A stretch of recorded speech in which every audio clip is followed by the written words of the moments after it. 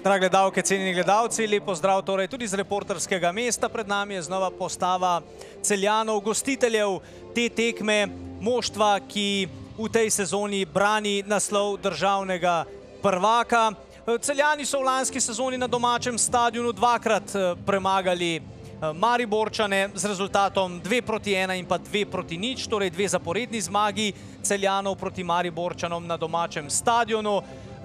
Takole še enkrat postavitev v prostoru, žoga do Martinoviča, ta jo vendarle vrača nazaj proti sredini igrišča, pa še ena nevarna podaja, Repas je poizkušal v prvi postavi, ampak je prevzemal vlogo igralca s klopi, džokerja s klopi, tokrat v prvi postavi, zdaj pa Požek Vancaž s strelom. Rozman ga je odbil, še vedno je nevarno, žogo so Mariborčani spravili, vendarle za Rozmanov hrbet, Aljoša Matko pa je bil strelec. Celjani niso uspeli izbiti te žoge, smeji se Mauro Camoranesiju. 1:0 vodijo Mariborčani v Celju, Aljoša Matko pa s 3. golom. Torej, poteza Camoranesija, da ga je uvrstil v prvo postavo, se je že hitro pokazala za dobro. Poglejmo še enkrat. Ja, tukaj je Camoranesij naredil veliko delo, po avtu dober sprejem. Najprej Požek Vancaž s temle strelom. Izjak, zaletel, Kadušič. Zdaj je Martinovič prepustil to žogo, skoraj da je bila tole usodna napaka. Bilo lepo je doma nadgraditi še z eno zmago, verjetno ima to sigurno v zamisli.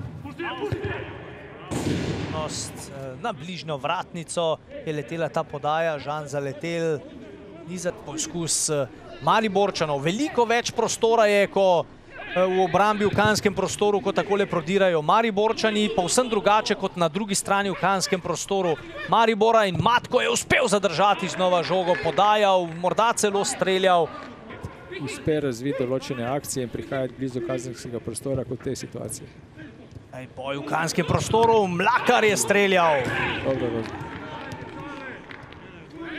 Santos je na to srednji položaj, ker on, če je igral bolj tega krilnega napadalca, tudi on prihaja do takšnih strelov. Sedaj se jih pa seveda ne mora, niso omogočeni, ker je dosti... Požek Vancaž z izjemnim strelom, zdaj le še je priložnost, še ena akcija. Matko je žoga prešla golovo črto, je 2:0. Matko, videli bomo v počasnem posnetku.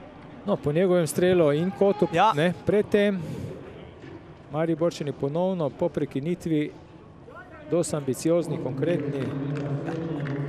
Po strelu Rudija Požega Vancaža, po nevarnem strelu, ni bilo pravega odgovora strani celjske obrambe. Namreč takole do žoge in pa atraktivno. Na koncu z nekaj sreče Čalušić se je trudil na golovi črti. Tole je bil tale strel, ki ga Rozman ni uspel ujeti. Matko je dejansko nevaren strel. Dalmacije.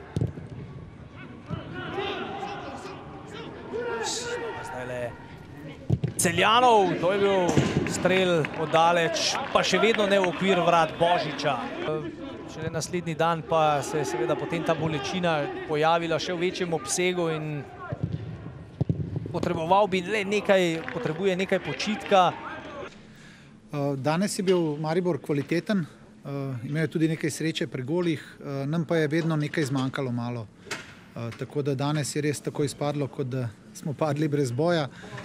Vendar pa tistih situacij, ki smo jih imeli, ko smo prebijali nekako z boka, nismo najdli rešitve in enostavno smo bili premalo danes konkretni.